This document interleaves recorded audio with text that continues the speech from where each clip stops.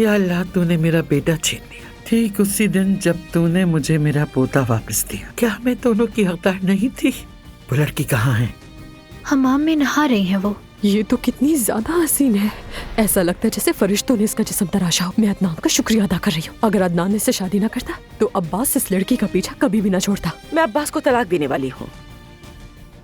याद है ना ये लिबास? अदनान से शादी के वक्त भी यही पहनना।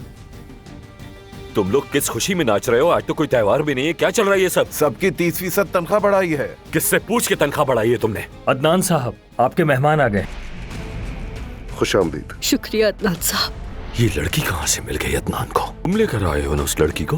अपनी औकात में रहो तो अच्छा है।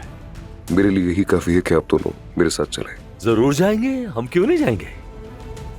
गोली मार दो, क्योंकि इसी के मुस्तहिक हूं मैं। बस उम्मीद है कि तुम मुझे माफ कर दोगे। क्या तुम्हारे लिए अब अपने भतीजे को भी मार दूं मैं? हाँ, अब जितनी चाहो सेल्फियां ले लेना। आदिल, अपनी सारी दौलत तुम्हारी बेटी के नाम मरने से पहले ना कर गया होता तो याद रखो ये शादी कभी ना होती। क्या हुआ, तुम ठीक तो हो? अदनान साहब, वो एक लड़की के पास अपनी बैचलर पार्टी मनाने गया है। अदनान ऐसा कभी नहीं कर सकता। वो करीब ही है, 10 मिनट दूर है।